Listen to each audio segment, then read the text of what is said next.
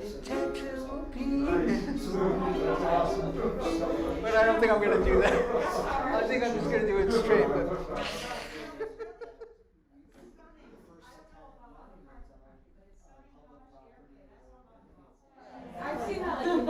All right. How's everyone doing? Excellent. Great. It's a little warm, so thank you for all being wonderful. But I really want to welcome you to our first public performance since COVID. I hope that we can just get rid of that and never say things like post-COVID or in lieu of or all these stupid other things we've got to say. So that's it. It's done. I'll talk about COVID tonight. Before we get started, I just want to say a couple things. First, most obvious, make sure your cell phone's off. Great, I'll give you a second to do that. Tonight's performance will be recorded, so right now the camera is pretty much skimming the top of your heads. I don't anticipate anyone being in frame, but just FYI, in case you are coming this direction, this is kind of where the camera's facing at. Make sure to, even though I took mine off, I'm put it right back on. Make sure to keep your face masks on indoors. If you need to get some air or something like that, or use the restroom, please make sure to exit out the backside.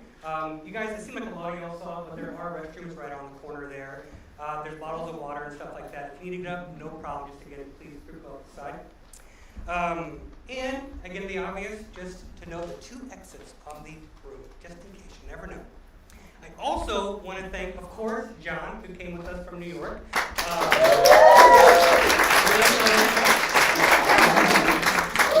And Bridget, who drove up with them, which is super special.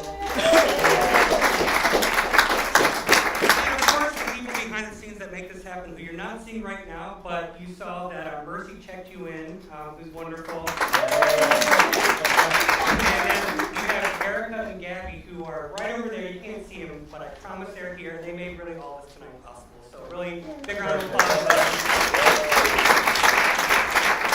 And the final thank you, we actually have a special guest in the room tonight, which is one of the co-founders of TST, Malcolm and Jerry. So he's here with us.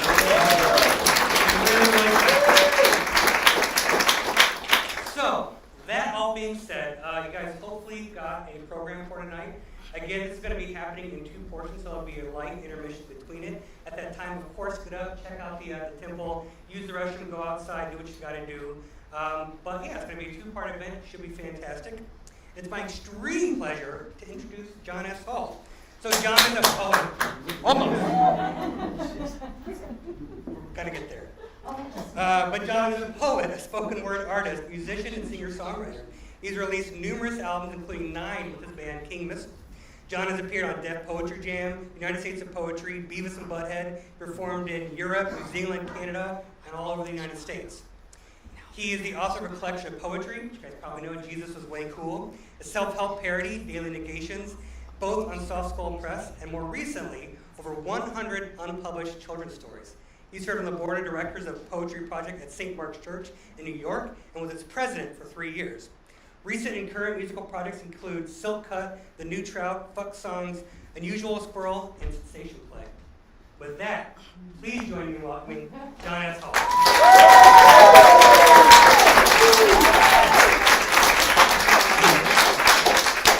Did everyone get a program? You have a program. Wait, you have one. That was hers. Oh, that was hers. Anyone else? Please. You know, you can't tell the players without a scorecard, as they say. Is that it? Okay. There are more. Okay. Just thought, because I worked really hard on the program, okay? Sorry, wait, did that come up? Okay, so this is my most recent poem. It's not on the program. I wrote it on the way here. Some of you know I'm writing poems. So this is my 566th poem that I've written this year. Most of them soft, but this one maybe does too. Poem number 566. It's called Thank You, Satan. If only I had written 100 more poems this year, then this would be poem number 666. We are just 45 years and 2 days away from 666. I would be 105 on that auspicious day. I doubt I will make it, but I almost never say never. I want to thank Satan, but I also want to thank God, Without the idea of God as first imagined or perceived by humans however many thousands of years ago, without that idea, it is hard to imagine that anyone would have ever imagined or perceived of Satan however many thousands of years ago. Of course, I could be wrong, and it is possible that Satan was first thought of or perceived and then God. Satan only knows, or maybe God knows too. I certainly do not. But I am happy to thank them both. So thank you, God, and thank you, Satan. Little benediction to start with. Okay, this now the program will, and I'm probably gonna walk back and forth, and I hope I stay in the shot. But like, if I'm not in the shot, then you should have tried to be here. Okay, if you're watching this on live, you should have, we would have made a little more room. This one's called The Diet. It's in 8 parts. God help us. Satan help us. The diet. I've invented a new diet where whenever you are hungry, instead of going into the kitchen and eating, go into the bedroom and fuck or masturbate. Water and clear broths are also permitted. This diet won't work all that well if you have a job unless you have either a lot of self-discipline or an extremely permissive employer. However, I have a week off work, so I am testing this diet out right now. I will let you know how it goes. Part 2, I'm on day 2 of the fuck or masturbate diet. I have checked the scale twice today, and I haven't lost any weight, but I am not discouraged. My theory is that I've replaced some of my weight with water weight. I've been drinking an awful lot of water. I've had 11 orgasms. Part 3, I'm on day 3 of my diet, and I've already run out of the clear broth, and it was tricky making more because I felt I ought to jerk off while I was making it. So it was like making the broth with my right hand tied behind my back. Then after making the broth, for balance, I jerked off with my left hand tied behind my back. My conclusion is that before beginning the fuck or masturbate diet, clear broths should be prepared in advance.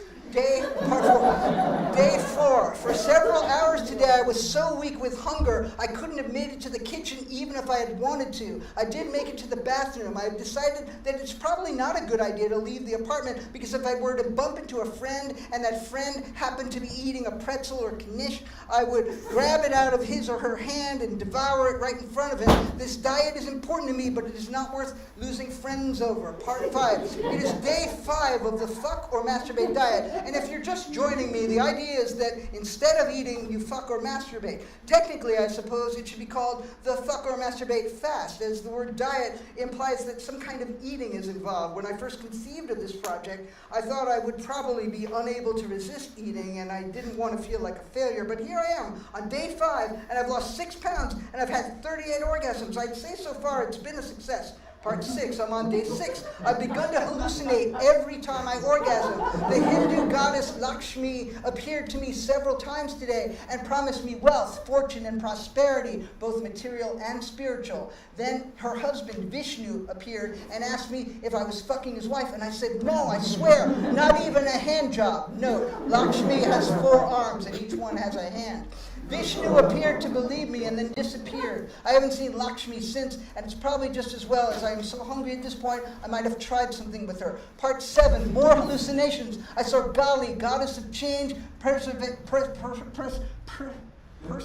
preservation and destruction, Parvati, goddess of love, fertility, and devotion, Radha, the life energy of Krishna, and for some reason, Daenerys Targaryen, the unburnt, queen of the Andals, the Ronar, and the first men, queen of marine, Khaleesi, the great glass sea, breaker of chains, and mothers of dragons, and she was, in fact, in this vision, riding a dragon, but, and this is interesting, it wasn't Drogon, it was Viserion. This made absolutely no sense to me, and I'm starting to become concerned for my mental well-being. I'm glad to be returning to work tomorrow. Part 8. This morning I returned to work, but before I did, I ate 3 bowls of cereal, 2 vegan sausages, a fruit salad, and toast. Then a bowl of chili, some tortilla chips, and peasant bread. I drank a quart of orange juice and then had some sorbet. I gained back 3 of the 11 pounds I lost, but I'm not going to beat myself up about it. I had 53 orgasms, and a few of them were mind-altering and enlightening, and all of them were entertaining. All in all, I am pleased with the results of this diet, and I expect I will try it again the next time I have time off of work. That's like one of the longest ones I've ever done.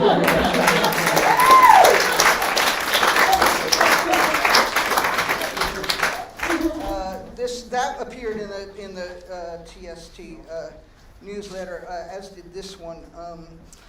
It's called Offerings, or The Way is Through the Stomach. I'm vegan, but when she offered me the goat's blood, I got turned on. I don't drink, but as she prepared the rum-soaked fruitcake, it made me hot.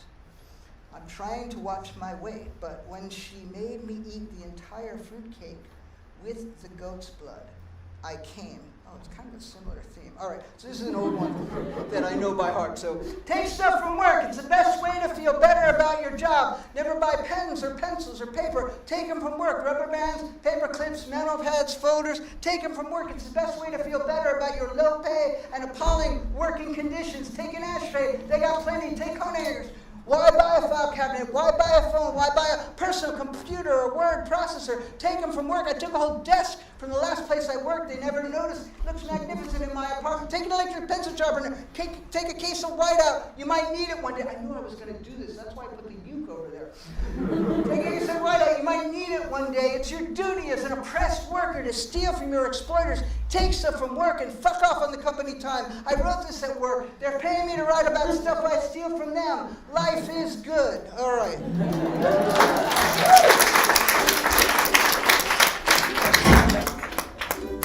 I didn't write down the chords for this one.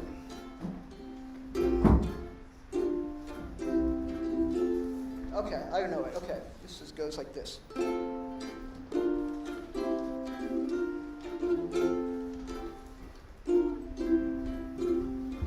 I am a sensitive artist. I am a sensitive artist. I am a sensitive artist. I am a sensitive artist. Nobody understands me because I am so deep. In my work, I make allusions to books nobody else has read, music nobody else has heard, and art nobody else has seen. I cannot help it because I'm so much more intelligent and well-rounded than everybody in the whole fucking universe. I stopped watching television when I was 6 months old because it was so pedestrian and stupid, and started reading books and going to recitals and art galleries. I don't go to recitals anymore because my hearing is too sensitive, and I don't go to art galleries anymore because there are people there, and I can't deal with people because they don't understand me. I stay home reading books that insult my intelligence and working on my work, which no one understands. I am sensitive. Okay, this one I can play.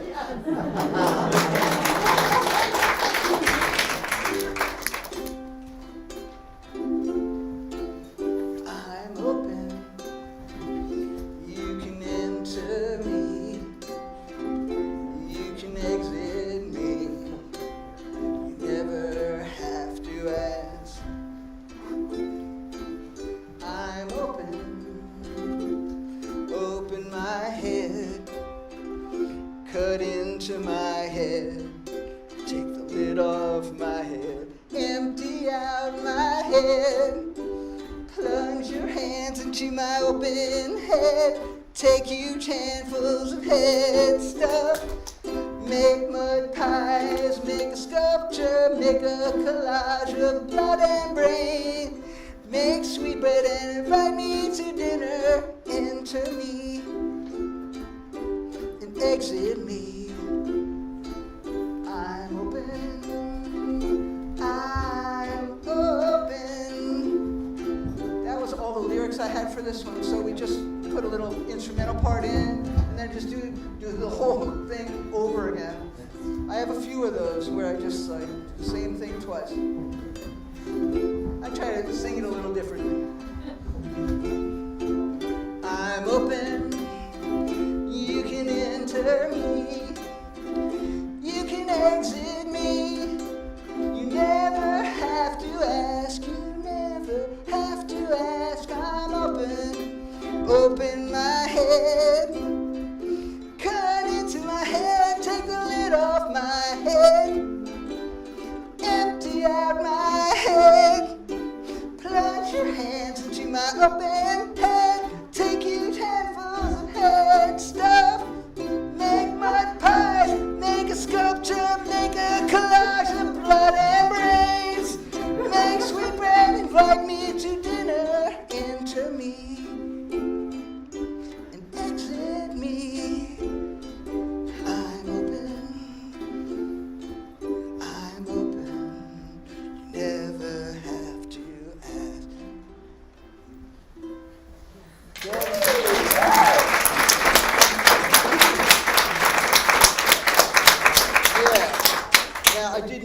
program. Dog Bowl wrote the music to that one. The ones that I wrote the music for, I'll probably fuck up even worse. This one, it's called The Leather Clown. Back in elementary school, 4th grade, I think it was, I had this friend, Ethan. During lunch hour, we used to go to 8th Street for pizza and jelly donuts. Sometimes we got an orange Julius instead of a donut. Sometimes we got the donuts, but instead of eating them, we put them out on the street and wait for cars to drive over them. But the most fun we ever had was after eating, sitting on a stoop, exchanging sexual fantasies. Sometimes they involved one of our classmates, sometimes it was a movie star, and sometimes it was our teacher, who we both suspected was sexually repressed. Sometimes I claimed my stories were true, like the story about the leather clown. She had short, spiky black hair, small, perfectly formed breasts, and was always kitted out in the same outfit: leather skirt, fishnet stockings, floppy shoes, big red nose, pair of leather wrist bracelets with spikes, a big red smile painted on, and a big shiny horn, which she would honk and honk during sex until she had an orgasm. Whenever the circus would come to town, I would tell Ethan all kinds of kinky clown domination stories involving the leather clown, like the time she forced me to have sex with her in the little car, or the time she kept spraying me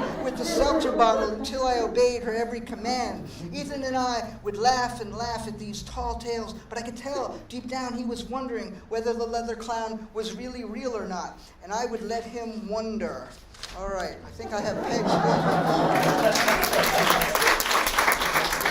Some of them are kind of like prose poem narratives, like story type things. So, this is one from the Sensation Play Project. It's, it's, male. So, like, this has been a recurring theme in my work anyway, male sexual submission. That piece was from like 1988. This is from just a few years ago. It's called Pegs.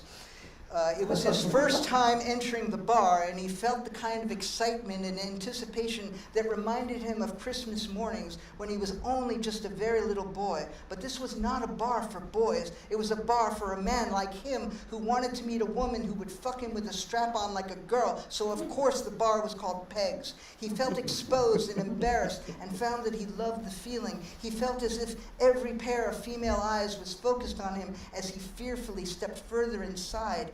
And in fact, as he walked, a few women were, in fact, checking him out. As he walked past one who was seated at the bar, he felt her hard stare penetrating his virgin ass. He knew that she knew he was new. He knew that she liked them new. He turned around and she patted the stool and told him to sit, which he did, of course. They barely spoke, and in less than half an hour, he was tied face down on her bed. She was gentle at first, and then not so gentle. Although it was his first time, the feelings felt familiar as she fucked him as if he was finally where he belonged. He longed for it to go on, although it went on far longer than he realized. When she reached around and stroked him oh so softly, he was certain he would finish, but she played him so expertly, edging him over and over and over. As she whispered who knows what into his ear, he saw waves of white cresting and falling and cresting and cresting and cresting and never breaking. Then she let go of him. Then he released. Then she released him. Just before she told him to go, she kissed him for the first time, almost lovingly. He slept so deeply that night and dreamed of the next time he would visit Pegs. I don't know where this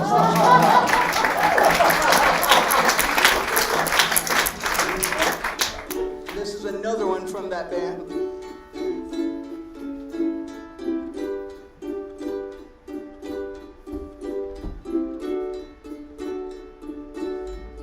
So please always be aware that it pleases me to do whatever you ask me to. Tell me to, 'cause it pleases you. I am very happy that you told me to shave my balls and then send you a picture. I like how smooth my balls are now.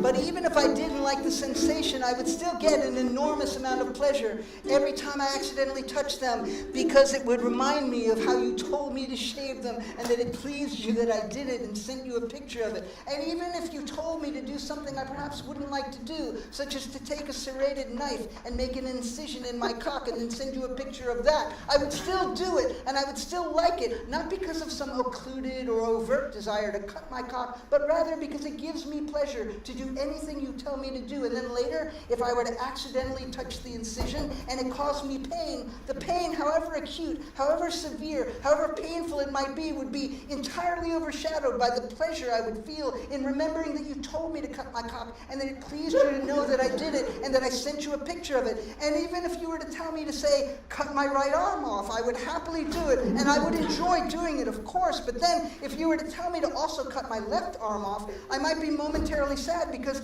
how could I do that? I wouldn't be able to use my right arm, as it would be lying severed and lifeless on the floor, and I wouldn't be able to use my other leftover left arm to cut off my left arm. That would be logistically impossible, and I would know that offering instead to cut off one or both of my legs would only displease you. So instead, I suppose I would have to find a lumber mill that had a circular saw, or purchase such a saw myself, and then I would have to turn it on and walk toward it and hope that I somehow manage to complete the task and sever both my arms before passing out. But then, assuming I survived, I would be so full of pleasure despite the agonizing pain, because I would know that I had pleased you by doing as you had told me, although perhaps you would not know what I had done, because it might not be possible for me to send you a picture of it, as my hands would be as severed from me and as lifeless and useless as my arms would be. I don't mean to make excuses. I am sure I could find a way to send you a picture in the event that I had successfully sawed off both of my arms after having received your instructions to do so, and once having done so,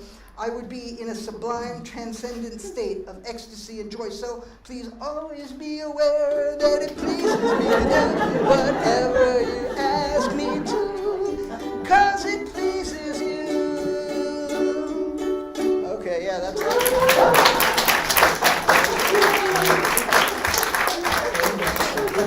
All right, yeah, those are a little like tension-inducing, I know. Yeah, this will be. This one's also. Well, this one's different kind of tension. Oh, that was a Buzzcocks album. This is a Fucksong. These next two were written on the same day. I was in this textual exchange with a woman from New York, but she was in Greece, and she said, "How are you doing?" And I said, "I'm vaccinated and ready to fuck." And then she said, "When I come back in May, I'd like to fuck you." So I wrote both of these songs that day. This first one's called "She Says She Wants to Fuck Me." She says she wants to fuck me when she returns in May. And I was glad to hear it, but I knew not what to say. She has said this kind of thing to me a number of times before. In fact, she once suggested I should fuck her like a whore. I will spare you all the details of the things she said to me. We've gone on dates and never fucked, but there is chemistry. I make her laugh, she makes me laugh. We both are quite outspoken, but she has toyed with me so much my heart is nearly broken. But I told her she is welcome to come over here, because she says she wants to fuck me, and I think perhaps she does, but I don't know, perhaps I'm wrong. Sometimes I'm not always so bright. Perhaps she just regrets not fucking the guy she didn't fuck last night. Who knows though, maybe May will come and I'll come into luck. But I've known her for quite some time and never have we fucked. She says she wants to fuck me and I knew not what to say. I guess I was glad to hear, and perhaps we'll fuck in May. So, but she didn't call me, I didn't call her, we didn't. I know. Well, it's in G minor, so like I had a feeling that it wasn't gonna actually happen. I'm vaccinated and ready to fuck. Cock of the walk to make the chickens cluck. I will be your Drake, baby, if you be my dove. Vaccinated and ready to fuck. I'm ready to fuck, yeah. I got my shot so far this year. It's been the best thing I got. Looking to fuck a whole fucking lot. I'm ready to fuck, yeah. I got my shot. Well, I can't tell you how relieved I am now that I am vaccinated. I can't count how many times in the past 12 months that I have masturbated. I'm vaccinated and ready to go. Cue the musicians, let's start the show. If you think that I'm joking, then you don't know. Vaccinated and ready to go. Bum, bum, ba-dum, bum, ba-da-da-da-da. I should have a kazoo, right?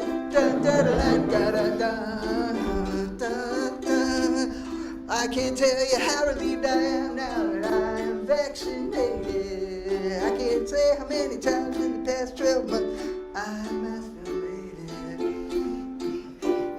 I'm vaccinated and ready to fuck. Cock of the walk to make the chickens cluck. I will be your Drake, baby, if you be my dog. Vaccinated and ready to fuck. Vaccinated and ready to fuck. Vaccinated, ready.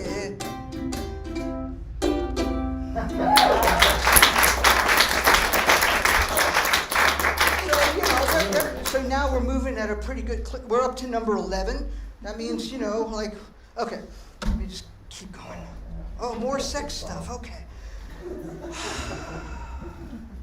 Gary and Melissa love to make love, love to make love, love to make love to each other over and over and over again. For the first few weeks of their relationship, they made love 4 or 5 times a night. They were really turned on for a while. Then, to heighten their passion, they bought sex books. The Joy of Sex, The Sensuous Couple, The Joy of Sex Part 2, Kama Sutra, Even Yet Still More Joy of Sex, Popular Mechanics, Betty Crocker, anything. They tried as many positions as they were capable of, physically. They were really turned on for a while. Then, to heighten their passion, they bought sex toys, Benoit balls, French ticklers, nipple clamps, cock rings, whips, chains, bondage gear, bowling balls, dildos, vibrators, watermelons, commemorative, statue salute, anything. They were really turned on for a while. They set up a video camera and taped themselves having sex. Then they watched it on the television while having more sex. Then, to heighten their passion, Gary recorded Melissa having sex with some of his friends, and Melissa recorded, because tape, people don't tape anymore, right? Recorded Gary having sex with some of her friends. Then they watched it on the television while having more sex. They were really turned on. As the years went by, Gary and Melissa became fine, upstanding members of their community. Although they never married, their relationship outlasted all of the marriages on their block. And they never fought, except to heighten their passion. They had made an agreement that when one of them died, the other would continue to live with and make love to the corpse. But as luck would have it, they were both killed in a freak accident and died at the exact same moment, holding hands. That's a romantic one.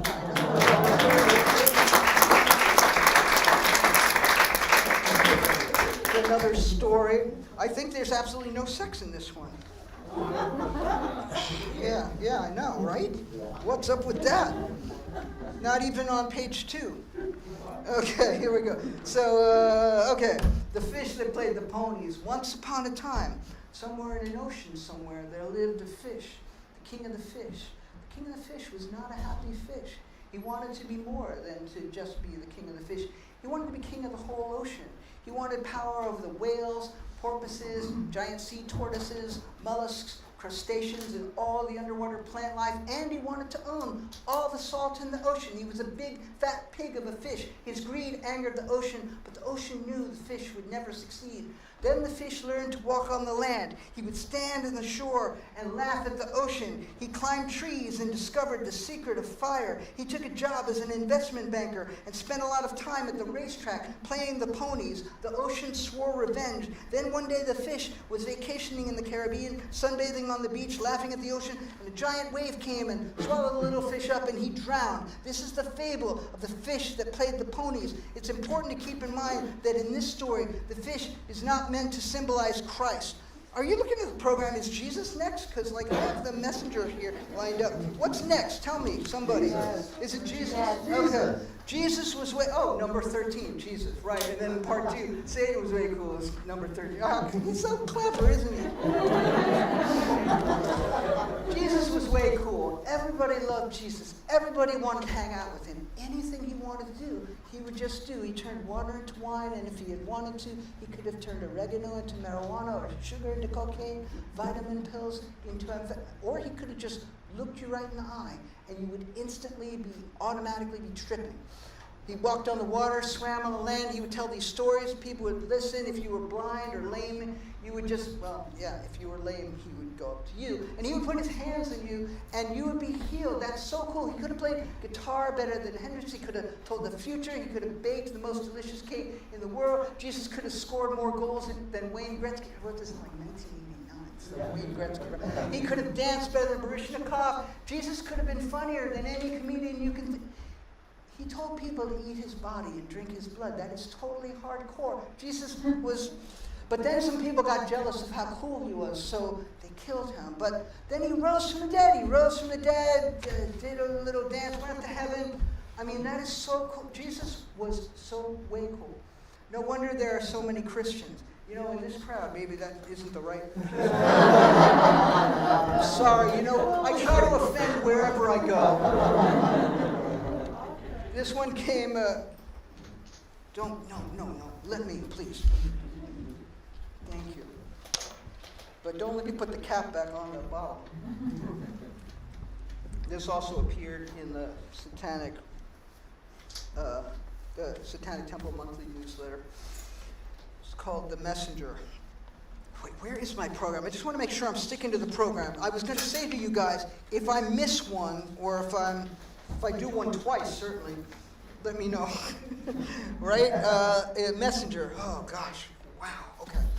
It has been said that God created the heavens and the earth. It has been said so many, many times. It has also been said that God is dead, or that there is no God, or that there never was. It has been said that God is everything, that God is nothing, and that God is love. It has been said that there is a unity that connects all living and non-living things, connects everything that exists and does not exist, connects every idea ever imagined and everything that can't be imagined. There's a pile of stuff somewhere far away. It is among the many things that can never be imagined. None of us will ever imagine any of that stuff. There are so many things that are not among these things that can't be imagined, and more of them come into being every moment. A small child imagines a duck that speaks French to sandwiches. An old man imagines a voice from the mountains and the sea that sounds like lemonade and looks like lava. A mother of three imagines a government run entirely by God, not a caliphate, not a Judeo-Christian oligarchy, but rather a system where the governing entities sit around and wait for the word, and then they implement the word. It is said that God is infinite,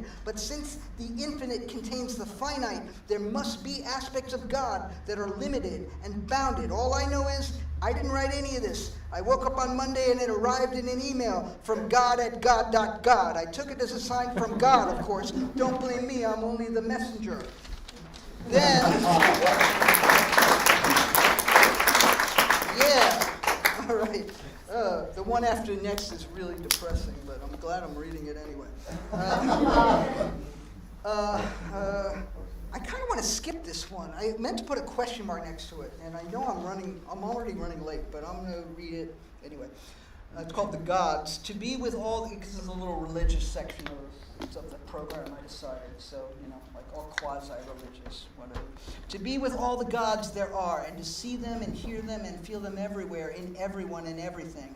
To sit with the self until the God inside answers whatever it is you might be asking. To see the angry God in your enemy and hear the friendly God in your friend's kind words. To see the love God in the ones you love and feel the fuck God in whoever you are fucking. To be with the death God when you kill an insect or go to a funeral or eat a hamburger. To hear the God in the wind, feel the God in the stones and the sand and the water and the earth and the air. To see the fire God in the fire and hear the music God in song. To see God in the art, in the artist, in the art lovers looking at the art. To see we are all creators and consumers and destroyers every day. To feel the God of pain in your breaking heart and see the God of sadness and compassion in the one who is breaking your heart. To know the God that you are, to know that the God that you are in your broken heart, to see that the gods do not exist in some supernatural realm, because there's no such thing as the supernatural. Gods can only exist in what there actually is, if gods or anything can be said to exist at all. To look into the eyes of whoever is in front of you, anywhere, anytime, all the time, and see the God that is there, and know it, and be with it. I think that's how that one ends, but like it ended with a comma. That's weird. All right, this one is sad. But somebody sent me a recent thing of video art that they made out of this piece, and I was like, oh yeah, this piece from like 1990, I think. I was extremely full of, well, I mean, it's called My Personal Life, so, my personal life, like an anger disease spreading pain and misery all across the planet. My personal life, like the hatred toward me I inspire in everyone with whom I come in contact. My personal life, like a lesson in how to fuck over everybody through dishonesty, indecision, and poor planning. My personal life, like perfect stupidity, like purgatory, like pure poverty, like can I borrow more money from the few who will still talk to me. My personal life, semi-insane, semi-homeless, and no, I don't have a number I can be reached at, and besides, you don't really want to talk to me anyway. My personal life, my pathetic personal life, crying, sniveling, stupid. Why do I do these things? Why do I behave always so badly? When will I be punished? How come no one stays mad? Why doesn't anyone see me for the shit I am? Why is everyone so forgiving when people are so beautiful? I could almost feel beautiful myself at the ashram 2 days ago. A woman gave me a rose, picked before it could bloom, and that's the tragedy, the human tragedy, that most of us die before we attain anything real. And my personal life drives this sad pseudo-reality home and cries, no hope, no hope, no hope. And yes, it is a lie, but it is so hard not to believe sometimes. And here's the Daily Negation from June 4th. Daily Negation, June 4th. Today, when I screw up, I should try to blame external forces, the weather, other people, unforeseen circumstances, and so on. The longer I can delude myself, the longer it will take for me to fully appreciate how much to blame I truly am. It's a negative thought for every day of the year. You will not find it in your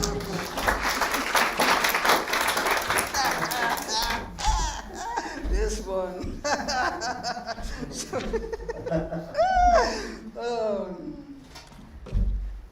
This one was also in March. I wrote it, I think, in February. And I was like, it's like February was Lupercalia, is that right? It's February, right? But, I was like, oh shit, this should have been in the February TST. I immediately sent it, and they put it in the March. So retrospectively looking at Lupercalia, it was actually originally called The Twilight Zone, because it has a little, then it was called So Free, and finally we ended up calling it the royal we. Lupercalia. I feel so free, I can swim up into the asshole of depravity, press my mouth to the vagina of enlightenment, and drink its sweet, sweet nectar. Hell, despite my almost disappointingly rigid heterosexuality, I could choke on the cock of brutality, or let it rip my ass apart. I can drink from the holy grail of piss, and God knows what else. I can cut my cock off and offer it to the most unusual of squirrels, who will bury it where I will never find it. Verily, I can journey into a wondrous land whose boundaries are that of imagination, with the freedom of knowing the mind may go wherever the fuck it may want to go. I wonder what the next stop will be. See you at Twilight Zone.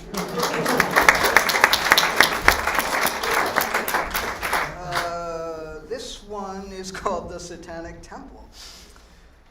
I never know with my mom. I saw her yesterday. She takes almost everything in stride, but not everything. I was wondering whether I ought to tell her about something I was excited about. I eased into it by saying, several months ago, a friend of mine told me she was a member of the Satanic Temple. She mentioned a documentary about them, and I watched it, and then I followed the temple on Insta. I didn't actually say Insta to my mom. And then they followed me back, and then one of the leaders contacted me, and it turns out he's a fan, and he invited me to contribute a poem each month to the temple's monthly newsletter.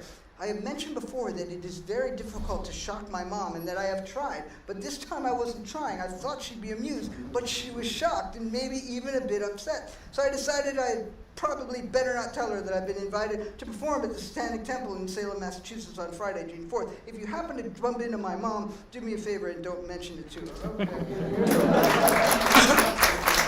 Okay.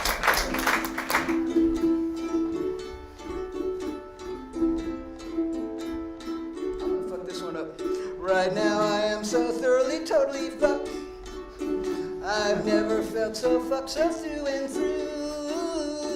Never have I ever felt so totally, thoroughly screwed as I feel from the fucking I received from you. It's been so long I stopped counting the days. I am so fucked I cannot count the ways. I would say I am dazed and that my mind is in a haze, except I fucking hate stupid cliches.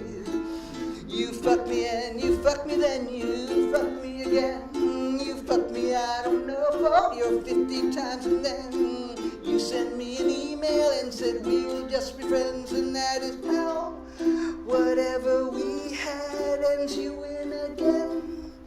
It's been completed. I am thoroughly, totally fucking defeated. And now I am so thoroughly, totally fucked. I thought we were so good, what did I know? Never have I ever loved the taste of another, so I don't know how I'll ever let you go. Yeah, now I am so thoroughly, totally fucked. I've never felt so fucked so through and through. Never have I ever felt so thoroughly, totally screwed as I feel from the fucking I received from you. Yeah, I'm sad too. I like to follow a sad fuck song with a happy fuck song.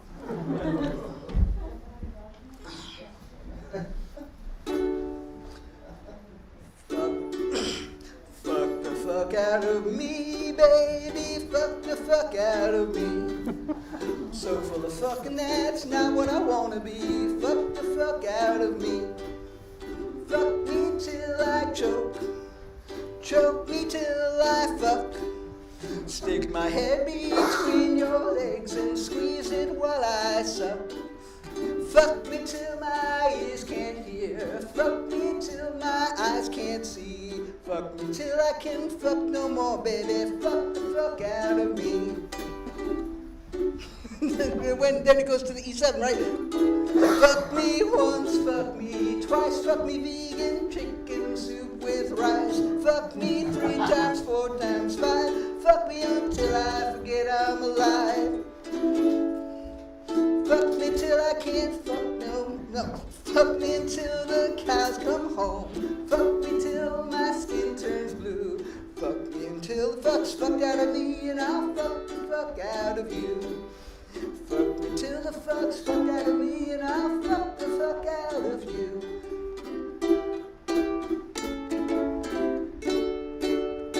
All right.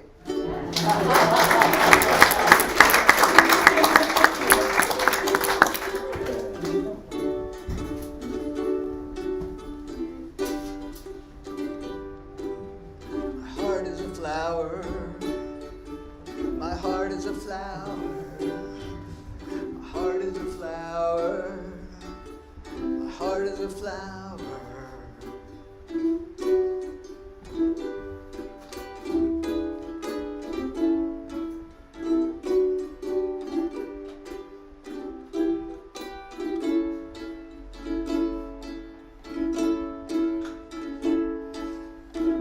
My heart is a flower.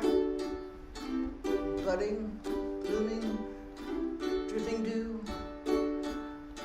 dropping petals all over the place, stinking things up, making a big hopeless mess, waiting for someone to come flying over, suck the pollen out of me, suck me dry, till I wilt, till I am nothing, till next spring.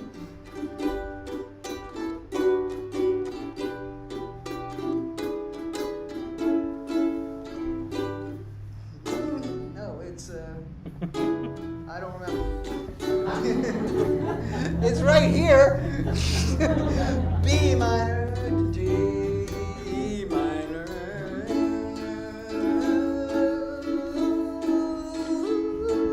My heart is a flower.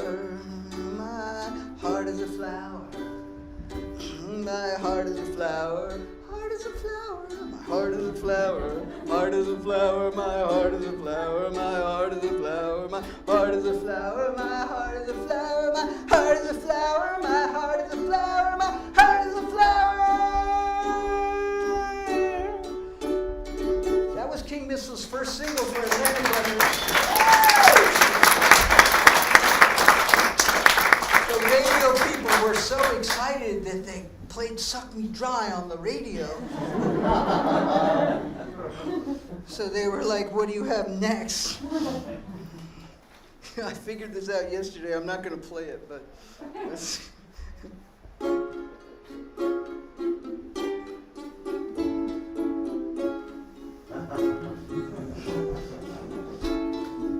I woke up this morning with a bad hangover, and my penis was missing again. This happens all the time. It's detachable penis. This comes in handy a lot of the time. I can leave it home when I think it's going to get me in trouble, or I can rinse it out when I don't need it. But every now and then I go to a party, get drunk, and the next morning I can't for the life of me remember what I did with it. First I looked around my apartment. I couldn't find it, so I called up the place where the party was. They didn't see it either.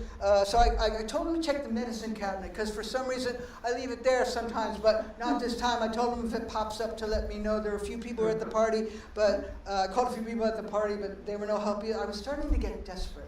I really don't like being without my penis for too long. It makes me feel like less of a man, and I really hate having to sit down every time I take a leak. After a few hours of searching the house and calling everybody I could think of, I was starting to get extremely depressed, so I went to the key oven and ate breakfast. Then, as I walked down 2nd Avenue towards St. Mark's Place, where all those people sell used books and other junk, I saw my penis lying on a blanket next to a broken toaster. Some guy was selling it. He wanted 22 I had to buy it off him. He wanted $22, but I talked him down to 17. I took it home, washed it off, and put it back on. I was happy again, complete. Some people, they say to me, it's an amusing story, and, I'll bet you got a lot of money when it got played on the radio, but don't you think it's about time you got that thing permanently attached? And I say, no, because you know what? Because even though sometimes it is a pain in the ass, I like having a detachable penis. Detachable penis.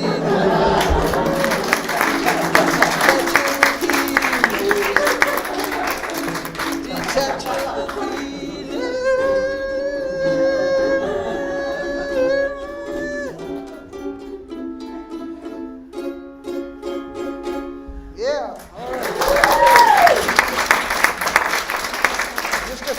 Before the break. Oh, it looks like a lot.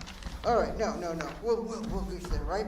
So next, I have New York stories next, right? Are we with me? We're on number 20. Oh my God, so many. Okay. I can't remember now what made me want to tell my daughter these two stories, but I told them to her on Saturday. So I wrote this just last week, I think. I was upstate somewhere, maybe Albany, probably late 90s or early 2000s. I was walking around the club before a show, and a guy came up to me and he said, "Can I ask you a question?"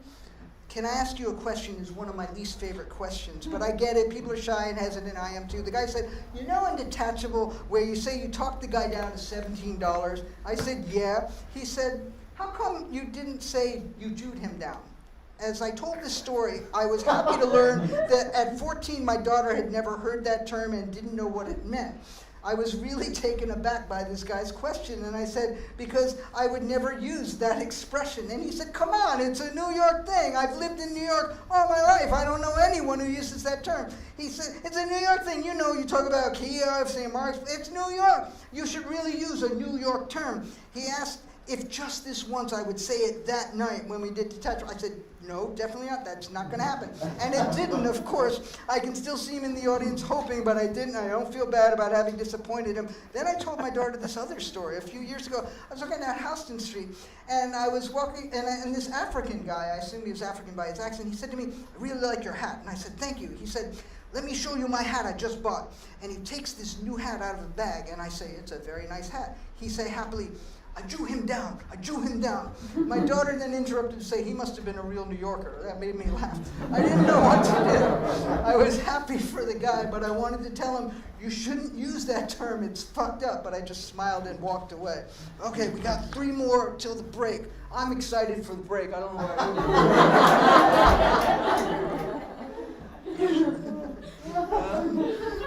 Here we go. I'm not going to do anything exciting for the break. I'm just like, it's just like, breathe. Maybe change my shirt. I don't know. This one's called Martin Scorsese. He makes the best fucking films. He makes the best fucking films. If I ever meet him, there's people talking over there. That's why I'm doing this, because they're like really like fun. If I ever meet him, I'm going to grab his fucking neck and just shake him and say, thank you for making such excellent fucking movies. Then I'm going to twist his nose all the way the fuck around and rip off one of his ears and throw it like a fucking frisbee. I want to chew his fucking lips off and grab his head and suck out one of his eyes and chew on it and spit it out in my face. It's okay, don't worry. Spit it out in his face and say, thank you for making such excellent fucking... And then I'm going to pick him up by the hair, swing him over my head a few times and throw him across the room and then kick all his fucking teeth in and then stomp on his face 40 or 50 fucking times because he makes the best fucking films. He makes the best fucking films I've ever seen in my life. I fucking love him. I fucking love him. Two more.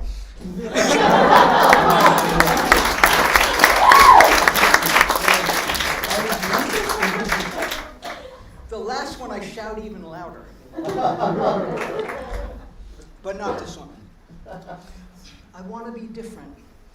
Like everybody else, I want to be like. I want to be just like all the different people. I have no further interest in being the same because I have seen difference all around. And now I know that that's what I want. I don't want to blend in and be indistinguishable. I want to be part of the different crowd and assert my individuality with others who are different, like me.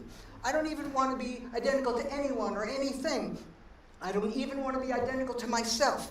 I want to look in the mirror and wonder, who is that person? I've never seen that person before. I've never seen anyone like that before. I want to call into question the very idea that identity can be attached. I want a floating, shifting, ever-changing persona, invisibility and obscurity, detachment from the ego and all of its pursuits. Unity is useless. Conformity is competitive and divisive and leads only to stagnation and death. If what I'm saying doesn't make any sense, that's because sense cannot be made. It is something that must be sensed, and I, for one, am incensed by all of this complacency. Why oppose war only when there's a war? Why defend the clinics only when they're attacked? Why support the squats and the parks only when the police come to close them down? Why are we always reactive? Let's activate something. Let's fuck shit up. Whatever happened to revolution for the hell of it? Whatever happened to protesting? Nothing in particular, just protesting because it's Saturday and there's nothing else to do.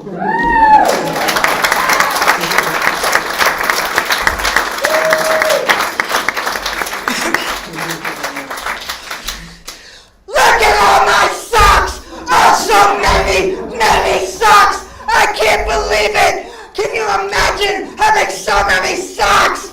I can't even begin to count them all, let alone even think about wearing them. So many socks! How did I get so many? Where did they come from? Hey! Why do I have so many socks?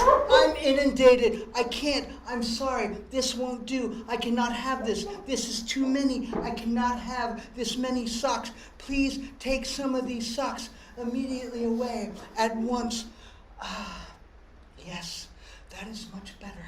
Thank you. This is much more manageable. This is quite good.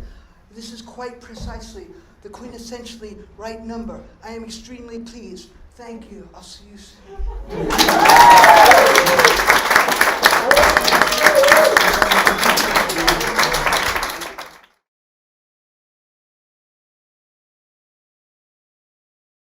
see what we got coming up. We got 2 stories. And then the duck. Date for Friday. That's silly. Limits transition is very short. Growth is short. Yeah.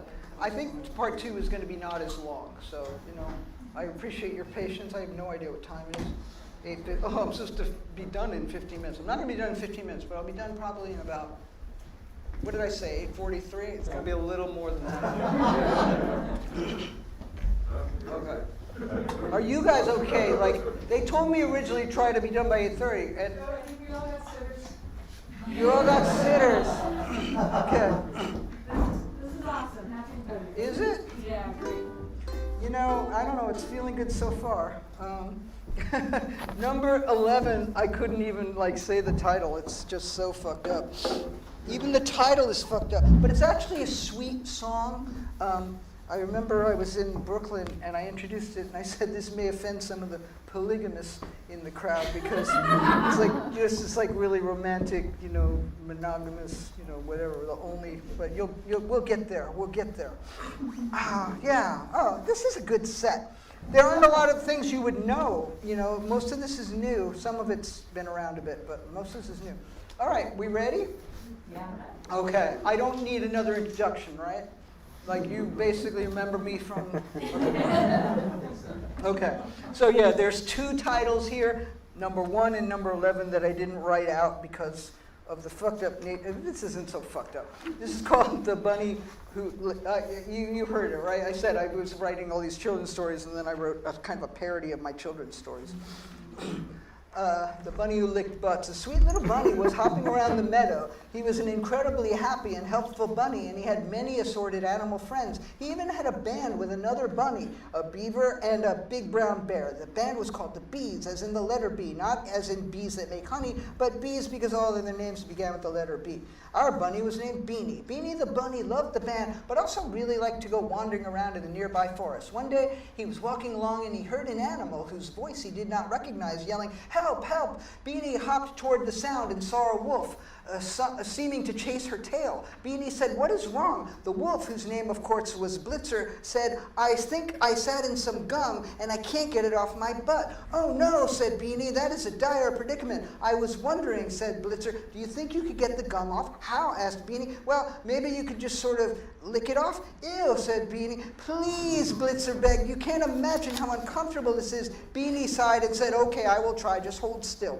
Beanie began licking Blitzer's butt, but the task was going rather slowly. "Perhaps you might have to chew on it," said the wolf. "Just really get in there, go to town." "Ew," said Beanie, but he did as the wolf suggested. Blitzer began to moan. "Are you okay?" asked Beanie. "Should I stop?" "Oh, God, no," said the wolf. "Please keep going. Please don't stop." The bunny continued. After a few more minutes, Beanie said, "Okay, the gum is all gone." Somewhat disappointedly, Blitzer said, "Okay, thanks." "Hey, I just thought of something," said Beanie. "Can't you reach your butt with your tongue all by yourself?" Blitzer looked a little embarrassed and said, "You're right, I'm sorry, I tricked you, I feel terrible about it." "But why?" asked Beanie. "Because I thought it would be really nice to have my butt licked," and it was really nice. "Thank you. I have to go now," said Beanie. The bunny hopped off with somewhat confused feelings. The task hadn't been nearly as unpleasant as Beanie had imagined it would be, but he was a little mad that the wolf had tricked him. On the other hand, Blitzer seemed to really enjoy getting his butt licked, and it made Beanie happy to know that such a simple action could give another animal such joy. As Beanie was contemplating this, he saw a fox running toward him. "I was wondering if you could help me," said the fox. "I was sleeping on the branch of a maple tree, and I seem to have some sap stuck to my butt." Beanie said, "I've read enough Aesop's fables to know about sly foxes that are always outwitting other animals. Tell me the truth. You either have no sap on your butt, or you do, but you could easily reach it yourself." The fox said, "You are right. I am sly, and I can reach, but I really do have sap stuck to my butt. Could you help me out anyway? It might be nicer for both of us if you clean me out." Beanie sighed and said, "Okay," and in fact, the sap was delicious, and the task was actually pleasurable, although clearly more pleasurable for the fox. "Thanks," said the fox. Toodles. Beanie felt weird. He realized that he hadn't even gotten the fox's name. Beanie felt a little dirty and used, but found that he liked feeling that way, which made him feel even dirtier. Just then, an adorable little prairie dog came rushing toward Beanie. "Hi," said the prairie dog. "My name is Prudence, and I was hoping you could help me out." "Don't even," said Beanie. "Just tell me what you have stuck to your butt." "I don't have anything stuck to my butt. I just really like having my ass eaten. Could you do a little prairie dog a solid?" "Sure," said Beanie, and Beanie immediately dived in while thinking to himself that Prudence wasn't particularly prudent, but at least Prudence had introduced herself. Beanie headed home a little later, exhausted but satisfied. He felt as though he had been really helpful, and Beanie loved to feel helpful. That night, as Beanie fell into a deep, relaxing sleep, he found himself both hoping and not hoping that in time he would come to be known as the bunny that licked butts.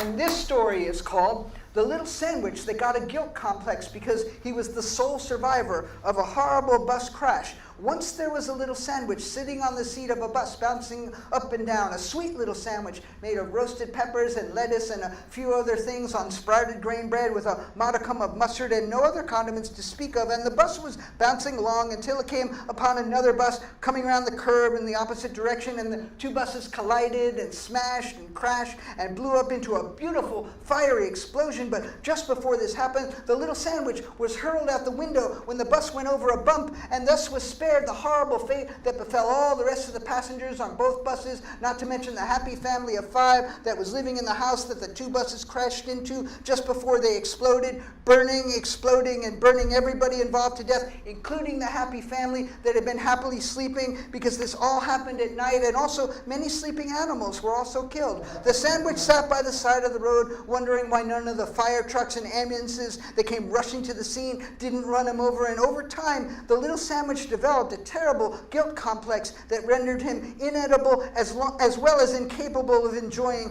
any kind of meaningful existence. Nothing else happened. The end.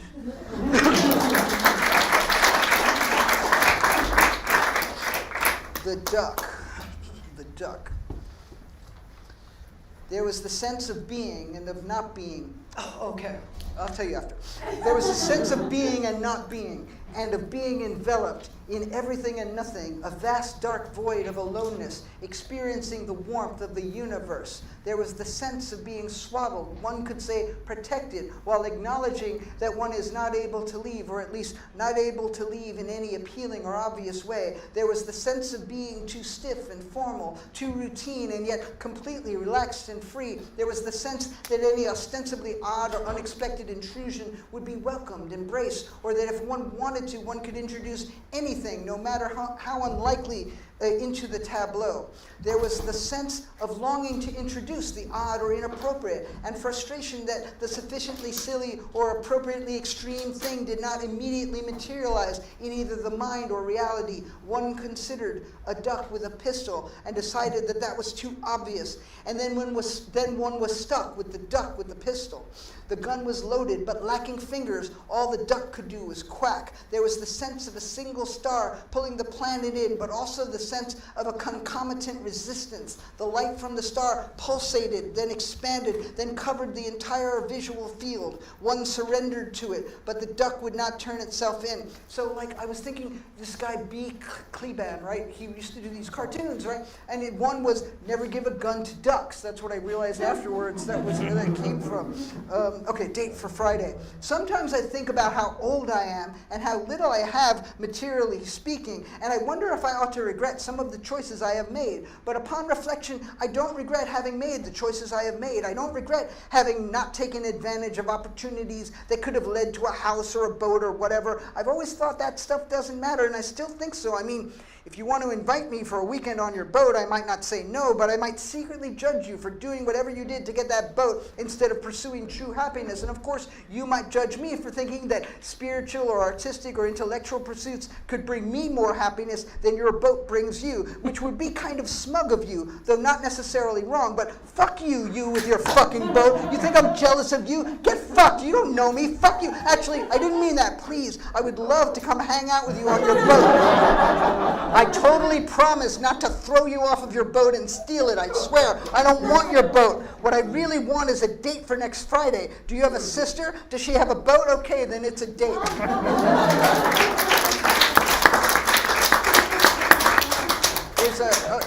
Is it now the dog set? The little dog trio? Is the Invisible Dog next on the set? I think it is. Is it? No, oh, the Limits. Oh, yes, the Limits. Where is that one? Oh, that one's so fucked up. And it's so short. Oh, here it is. I found it. Don't worry. Everything's fine. It's Limits and then Growth. Is that right? Okay. I just have my pages mixed up. The limits of my pansexuality. If you didn't have a vagina, I would never suck your cock. And I would never even think of letting your cock inside of me. But here I am thinking about it. Okay, and this one's called growth. If the cock of my mind were 50,000 times longer than my actual cock, I still could not go as deep as I would like to go, but I will keep going, digging and pushing, growing and going as deep as I can, and I must remember that my mind must also continue to expand to accommodate the wisdom cock mind, and the cock minds of others, and the vagina minds, and the fist and finger minds, and the mouth minds, and strap-on minds, and so on, and so forth, and so on. Okay, is dog at the reading next, or invisible dog? Dog at the reading, okay, good. Dog at the reading. If I had a dog, and he kept a journal, would he write about what he is thinking when he is taking a shit? I rather doubt it. Would he write down in his journal every time he took a shit in the house? Highly unlikely. If I found his journal, would it smell like shit? Would I be able to translate his entries from dog into English? Would my dog's journal shed light on anything? Or would it just be shit? So many questions, so much shit. Okay, invisible dog.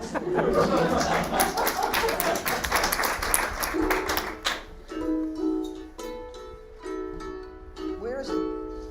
I don't know the words. I should, but I just don't. What? You know it? You want to sing it while I play it? No. Where is it? I was just looking at it because I remember I said invisible dog, is that next? And somebody said no, and they were right because it wasn't next. But now where is it? Maybe I remember it. I don't want to. Oh, here it is. But it's in such small print. And it's only a B7, that's all. I just play the whole song. I maybe can switch to the D. I don't think so. B7 is such a weird chord, right? My dog is invisible, but he follows me around wherever I go. He takes invisible pisses on the lawn next door, and my neighbor never knows. He takes a shit in the middle of the sidewalk, and nobody sees and nobody notices when they step in it.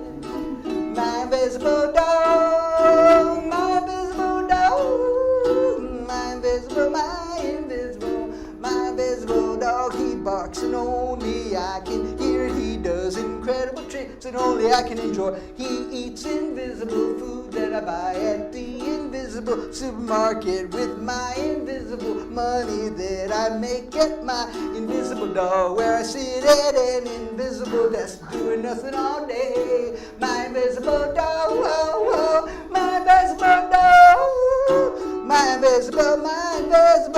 When I come home, my dog, he wags his invisible tail and showers me with invisible kisses, and I love the odorless smell of his invisible dog breath. My invisible dog is very, very, very, very, very, very, very, very, very, very, very old. But when he dies, it'll be just about exactly the same, basically the same as it is now, as if he were still here with me. My invisible dog, my invisible dog, my invisible dog. Oh,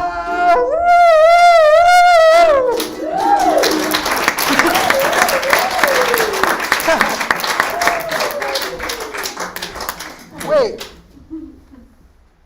I did dog at the reading or no? Dog at the reading. I'm glad someone brought a dog to this reading. Now no one will know that that was me who yelped at that poem that turned me on so much I almost howled, which in retrospect I probably also could have gotten away with too. I'm glad there's a dog here at this reading. No one will know I didn't shower today. No one will know it was me that farted. Everyone will assume that is dog shit on the floor. If the lights were a little bit lower, I could sniff me some crotch, even though it's not quite that dark. I am glad someone brought a dog to the reading. Sorry about that. Okay, now we're back on schedule. Okay, so this was written before I conceived of the idea of writing fuck songs. And this is really not a fuck song. It's a not fucking song.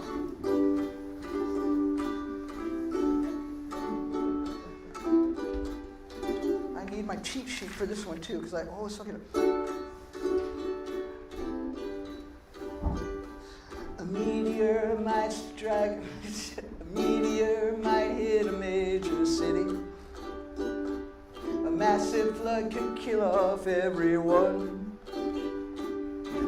universe could collapse and everything could disappear. Mercury could fall into the sun. All kinds of terrible things could happen that would suck if we fucked. So I guess we better not fuck. I don't really know, you know, I'm not a weather forecaster, but perhaps if we refrain from fucking each other, it could prevent a major disaster.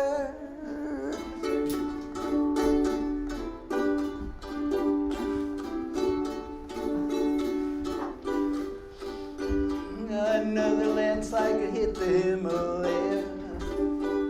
An earthquake could leave 20,000 dead. A hurricane could cut across the East Coast. I don't know about you, but I don't want that hanging over my head. All kinds of terrible things could happen that would suck if we fucked. So I guess we better not fuck. We better not fuck. All kinds of horrible, crazy, terrible things could happen. So I guess we better not, we better not, better not, better not, better not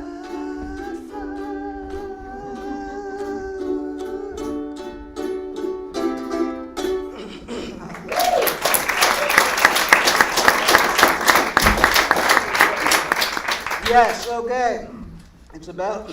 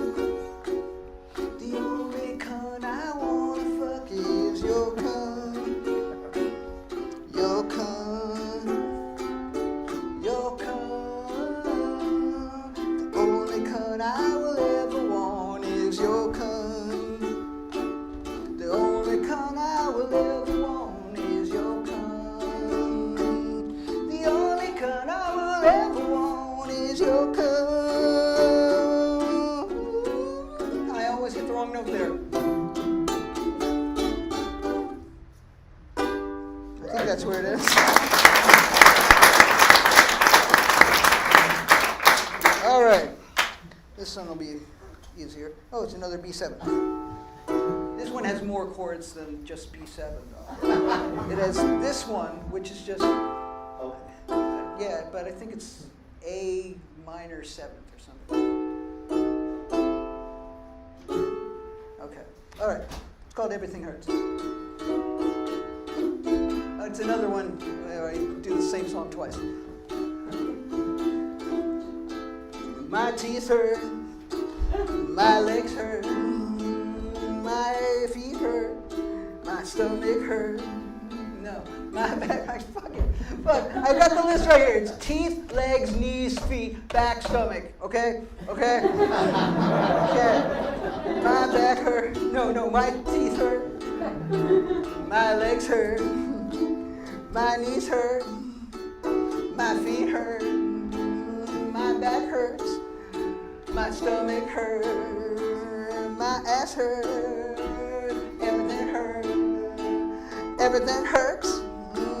Everything hurts.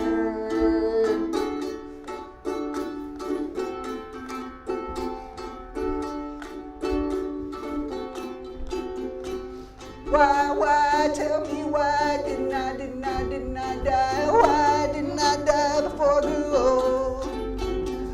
This sucks, that sucks, everything sucks, everything's fucked. I hate all this, rather drink piss than to go through this again. I'm gonna go through this again.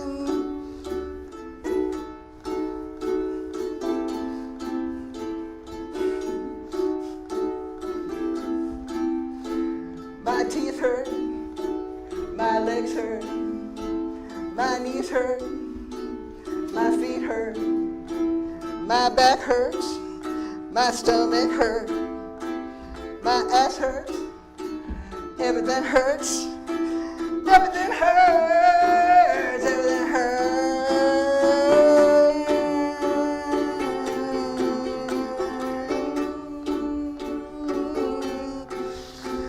Why, tell me why didn't I die? Why didn't I die before I go home?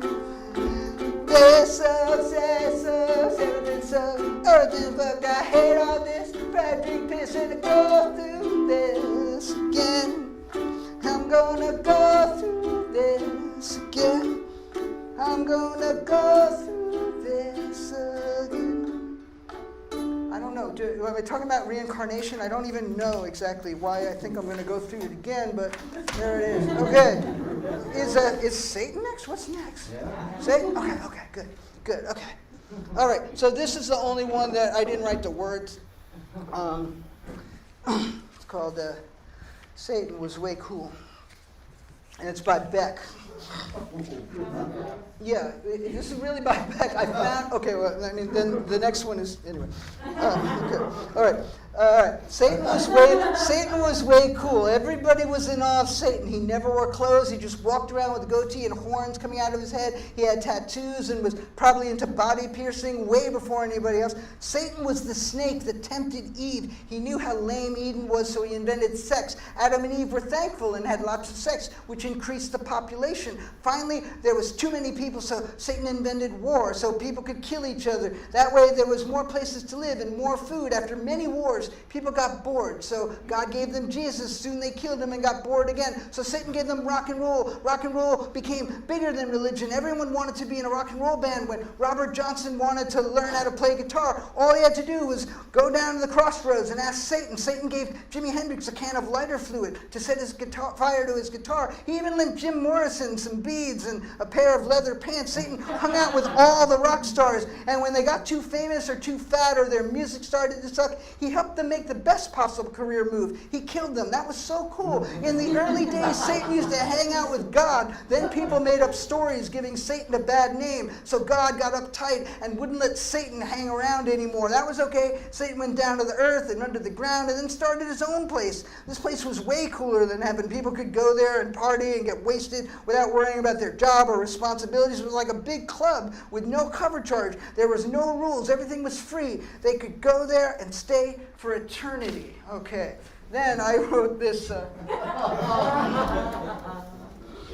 Fuck you, Beck. I met Beck at some point in the 1980s. I'm going to say 1985, but I don't know exactly. I do know that we saw each other perform a lot for a few years, and I do know that at some point in the 80s or early 90s, he heard my poem entitled Jesus Was Way Cool. I know this because a few years ago, a friend asked me if I had ever heard Beck's parody of it called Satan Was Way Cool. I hadn't, so I listened to it, and I was rather astonished. I was thinking about this yesterday and how the last time I saw Beck was in the early 90s at a festival in Europe somewhere. In the green room, Beck came up to me and introduced me to his girlfriend and chatted with me for a while, but by this time he had certainly recorded Satan Was Way Cool, but did he mention it to me? Did he say, John, I liked your Jesus thing, I even recorded a parody of it? No, he did not. So, fuck you, Beck. So, yeah.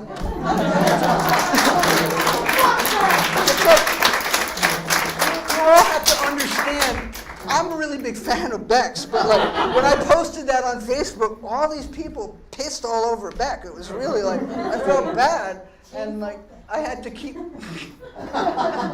You're on team fuck Beck? Okay. Well, I mean, you know, I'm not saying there's anything wrong with Beck. Well, I am a little bit. Like some friends of mine hate Beck for what I think is maybe not the best reason. I'm not going to go into it now because I'm already like over time, aren't I? You know? So like, yeah, well over time, and I really do want to do all these. I don't know, how many, are you guys okay? Yeah. I'll keep going then, you know.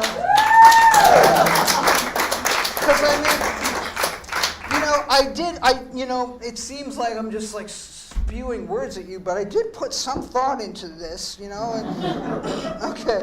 And it doesn't look like that many more. Maybe, what do you got? 5 more, 6 more, 7 more? I don't know. Where are we at? 15? We're at 15, right?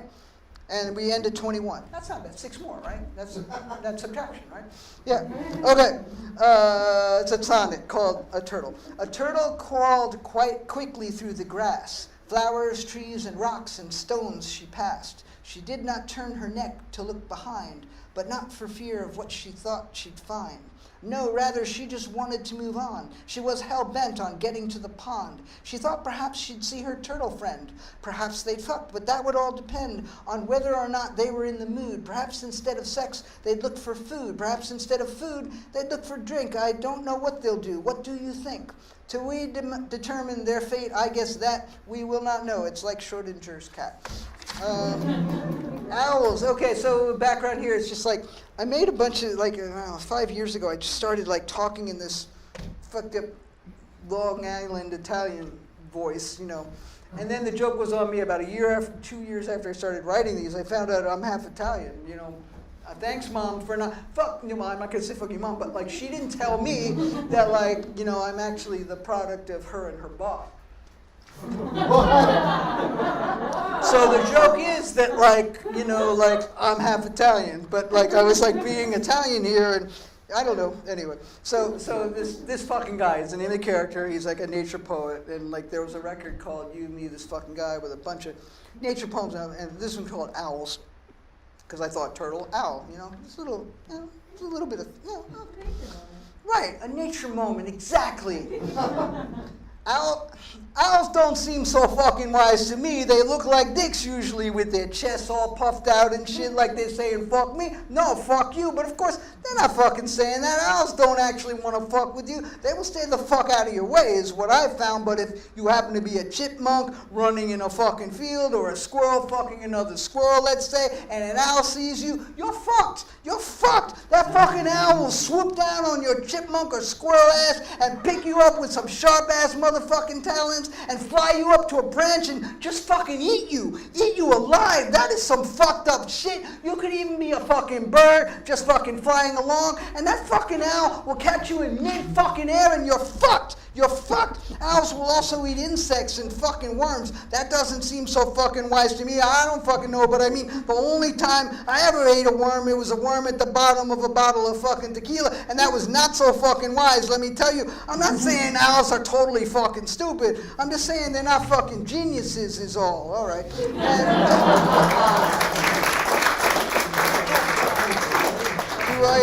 Do I have this right? It's novel coronavirus. Yeah, I have it right. And then miracle, right? Okay.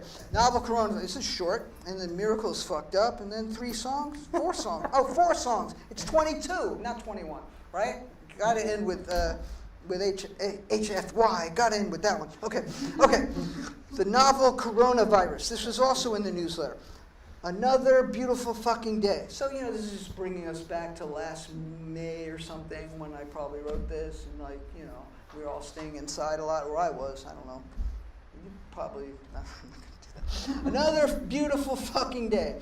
I hear birds. The traffic noise is calm and soothing. The sun is bright, but not oppressively so. The temperature is pleasant, but there are a million motherfuckers walking around without masks, so I will stay inside and catch up on my reading. I don't have to think of this as tragic. I can pretend it is last year, when I spent many, many beautiful days indoors because I felt like staying in and binge watching something or reading a book. I will pretend that this is a choice that I am making today. I will pretend that I'm not afraid of catching the novel coronavirus. I will instead wonder why it is often referred to as the novel coronavirus. I will think about writing Coronavirus, the novel, but then decide not to because probably there are very many people already doing that. Okay, miracle of childbirth. All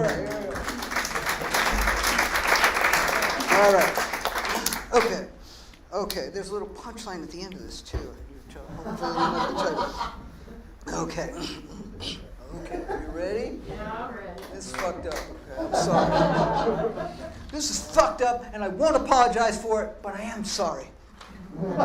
Your father fucked your mother. At least once your father and your mother were in bed and your father got a hard on and he stuck it inside your mother and they fucked. Sometimes maybe your father fucked your mother in the ass, and maybe on the night that you were conceived, maybe they did that before or after, or maybe they didn't. Maybe your father never fucked your mother's ass, but on the night that you were conceived, one thing is certain. Your father fucked your mother in her cunt. Maybe your mother sucked your father's dick first. Maybe your father ate your mother's pussy. Maybe your father sucked your mother's clit while sticking a finger or two up your mother's slit until she got really wet. Maybe he got his whole hand up there. If you have older brothers or sisters, then your father probably could have gotten his whole hand up there. If not, then maybe not. But at some point, your mother was wet and loose enough to accommodate your father and they fucked. Maybe they did it doggy style. Maybe your mother got on top of your father. Maybe your parents liked to talk dirty to each other when they were fucking. Maybe your mother screamed, oh daddy, fuck me, daddy, fuck me, fuck me, fuck me. And then maybe your daddy shouted, here it comes, get ready, bitch, here I come. And then maybe your mother said, come in me, come in me, come in me. Oh yeah, baby, fuck your mommy, fuck your mama's sweet pussy. Oh yeah, daddy, oh yeah, oh yeah, oh yeah. Or maybe they were very quiet, but at any rate, eventually your father came and his sperm shot out of his dick and it went up your mother's cunt and it fertilized her egg, and that was you. That was you in your mother's womb, growing like a virus for 9 months, making your mother fatter and fatter, making her sick, making her vomit, making her hate your father for doing this to her, making her hate you, this thing inside of her, like a virus growing and sucking like a leech attached to her, sucking her blood, drinking her like a vampire fetus, growing and sucking until one day you want out and you burst through the snotty membrane and pop out of your mother's cunt all covered with blood, and a bloody umbilical cord still attaches you to the inside of your mother somewhere until someone snips it off and you are severed. You are a separate being.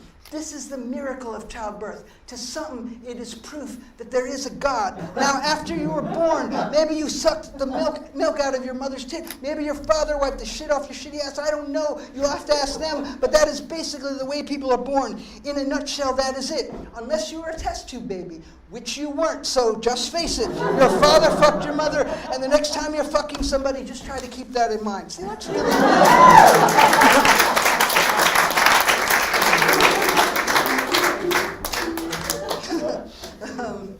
yes. Then, a couple of times I do that, and I meet people, and they're like, you know what, I am a test tube baby. I'm like, all right, well, so that one doesn't apply to you. Good on you, There's another sensation play song. Oh, how foolish of me, the entire month went by. I only found out about it yesterday, and now I want to cry. Just 1 month in the entire year, and I found out too late. I could have been deprived. Not just sex, but even the ability to masturbate. Locktober, where the cocks are locked in cages. Locktober, to the uninitiated, it sounds outrageous. Locktober, oh, but it's getting around, yeah, it's contagious. And I'm so pissed, last year I missed Locktober. To you it may sound like a deprivation, but believe me, it's no loss. A cock that's free isn't all it's cracked up to be. Sometimes it's more like an albatross. So this year on October, my cock will not be free. The only thing that remains to be seen is who will hold the key. October, where the cocks are locked in cages. October, to the uninitiated, it sounds outrageous. October, oh, but it's getting around, yeah, it's contagious. And I'm so pissed last year I missed this year. It's on my list this year. I will not miss October. Yeah. Because after a while I was just looking for new sensation play ideas, and I was on the internet, and it was November, and I found out about October, and I was like, oh shit, So I wrote it in November. So then I always have to remember, is it this year that I'm in, or next year, most of the time it's, and of course I can never perform it in October because, then then people would be like, well, here it is. Lock it up. Here's another sensation play song.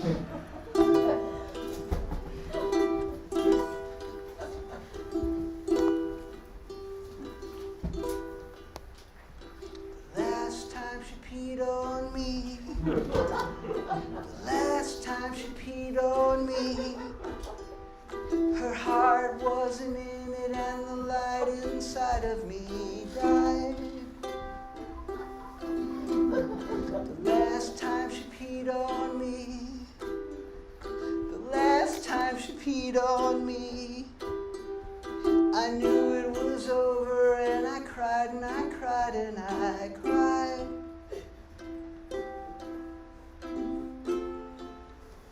The last time she peed on me,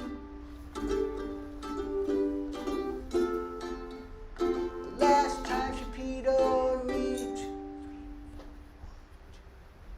the last time she peed on me, the last time she peed on me, she didn't even care, she didn't even try to disgrace me. The last time she peed on me, the last time she peed on me, she didn't aim for my mouth, she didn't even aim for my face. The last time she peed on me, the last time she peed on me, the last time she peed on me, the last time she peed on me, the last time she peed on me, it was as if we had both agreed that this would be the last time she would ever pee on me. I know, right?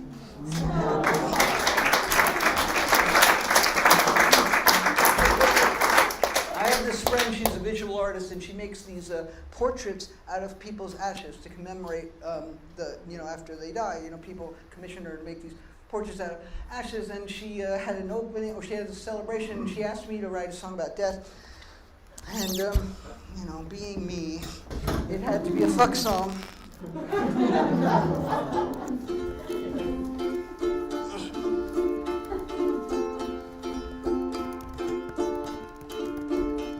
Sometimes my will to live is not that strong. Sometimes I don't see the point of going on. Sometimes I think I don't want to live too long. Just two more, just this one and one more. Sometimes I look at you and sometimes I look at you and no, how does it go? Shit, I shouldn't have interrupted myself. You see that? Damn it. I actually know this one. I'm fucking up.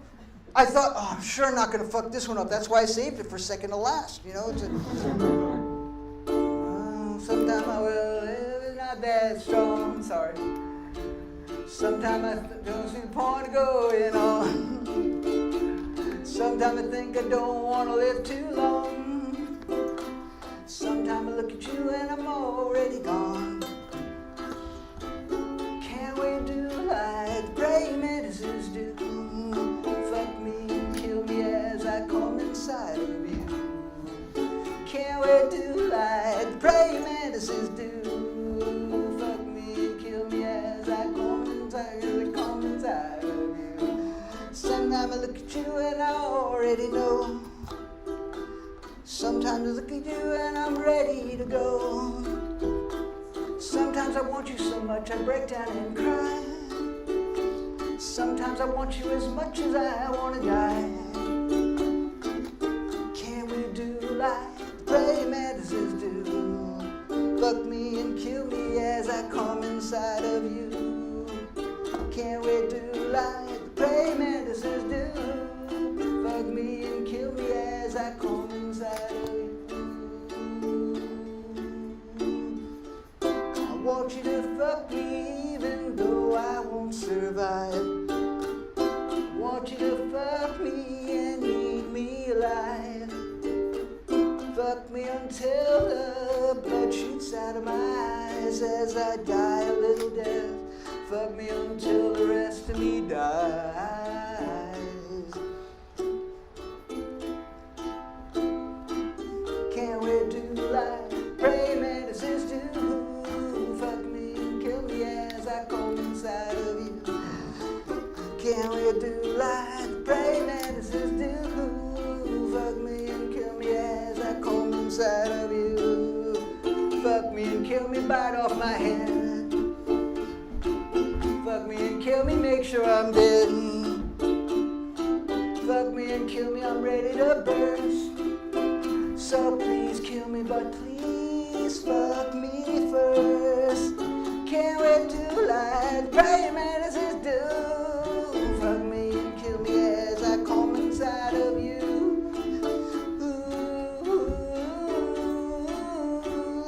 Fuck me and kill me as I come inside, come inside, come inside, come.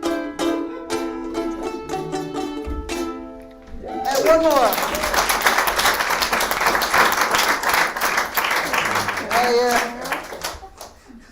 I love this. This is my happiest fuck song I ever wrote, I think. Let's see if I remember it. So it's I don't seem to have it written down. So it's like, it's the first verse is easy, and then the second one is rub, and then the third one is cram. Okay, rub. So okay, rub and cram. That's all I need to remember, and then I'm good. Okay. All right. So.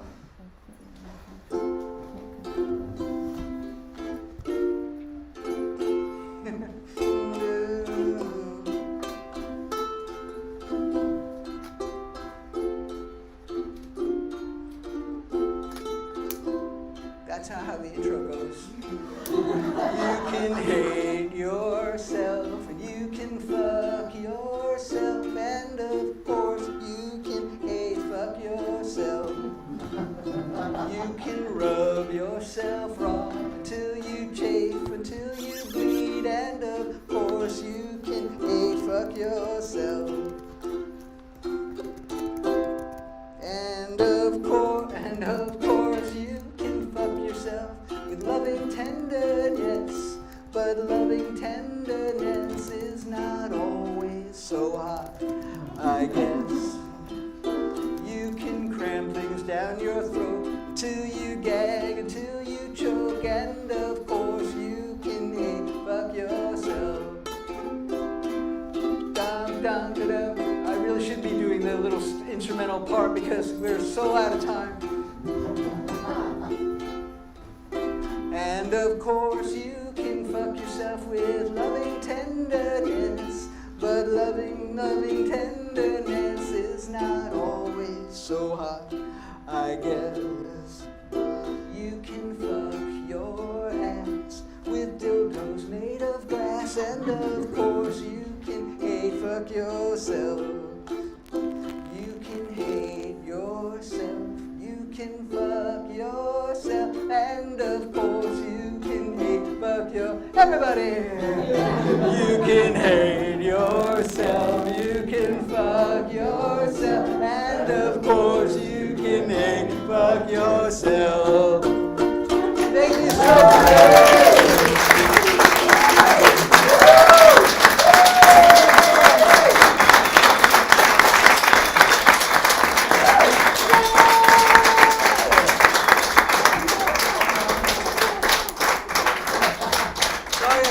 So late.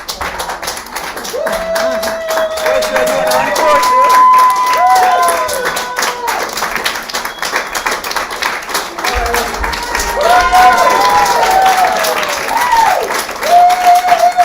All right, let me see. I thought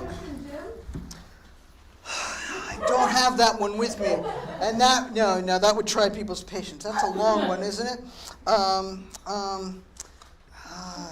This is a really old one that I haven't read, I don't think, in front of anybody since like 1984. Wow. So I really want to do that one. And then maybe, what else do I have? I was thinking of, I have another sonnet. This one's silly. Okay, I got, and, okay. All right, this is a good little mini set, okay? Okay, so, I'll start with, okay, I'm going to do these three. I'm going to do this, sonnet, and then I'm going to do this thing about Richard Serra. It's very fucked. I mean, it's just like, okay. Okay, I don't understand this. I don't know why I did this. I really don't. A branch lays fucking lifeless on the ground. Useless, broken, like a severed cock. Ants are crawling on it, it's disease. Get that fucking thing away from me. I wonder who was fucking with that tree. Who cut that fucking branch off? What the fuck? Who left it here to rot and gather moss? It's fucking huge. A fucking albatross. There's that word again. That fucking branch directly in my path. Is someone gonna take this shit away? I want to get from here to over there, and I don't have all motherfucking day. I don't need anyone else's fucking help. I'll move this motherfucker by myself. I don't know. Yeah, it's like, oh, you know, I could have, there's so many things I could have done. I could have read some more of this fucking guys. There's like some really stupid ones. Wait, here's one. No, I don't have it. Well, damn it. The other page is missing. I'm such a mess here. Okay, wait. Okay, all right. So, all right, I don't know. Okay, all right. Sarah, Richard Sarah. Okay, so this is true, and it's not that funny, but this is true. So, this is about me and my second girlfriend. I was like, it must have been 21, and this is not. I'm not proud of this.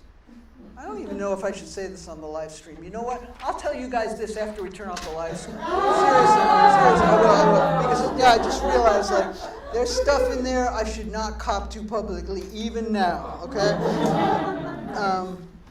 Okay. So, but this offensive thing will be fine. Yeah. All right. I want to do two more, but I'm only finding this one.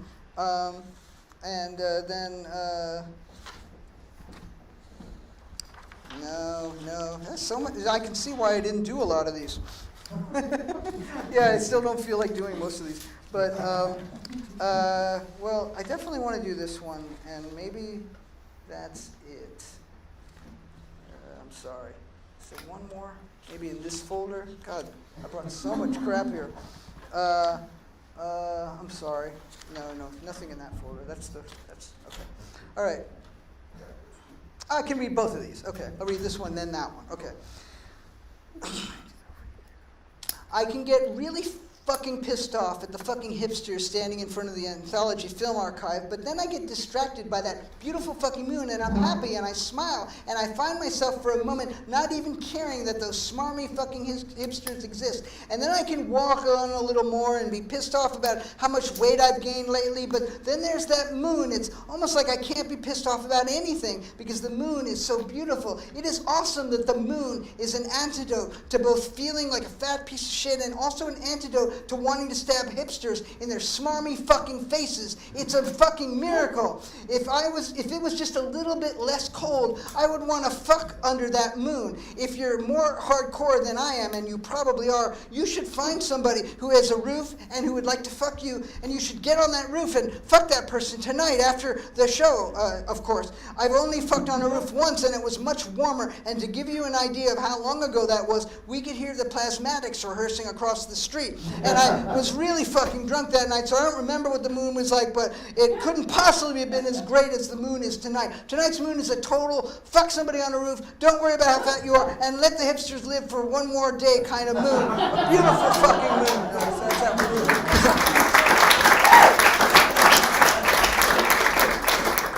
And then this one is, somebody accused me of being transphobic, but I think this is trans-curious, okay? I don't think it's transphobic. I think it's trans-curious. And I wrote it, I was on a subway, and I had like 5 stops, and there was an ad for breast augmentation surgery. And I wrote this before I got on, like really fast. I kind of think it might be nice to have tits. Like, so then, if I'm in bed with a woman, we could suck each other's tits. That sounds kind of nice. I think that would be hot, but it's a slippery slope, I would think. Next, I'd probably want long hair and makeup, and I'd probably want most of my body hair removed. And then, before you know it, I'd want a vagina, and I assume that would mean I wouldn't have a cock anymore, and that would mean that instead of fucking women in the vagina with my cock, I'd be getting fucked in my vagina with a strap on, because I like women, and even if I had a vagina, I would still want to be fucked by women, not men, which maybe is closed-minded of me. But there it is. So probably I shouldn't get tits. So probably I should stop eating so fucking much, else I'm going to get tits. Okay, that's it. Turn off the camera.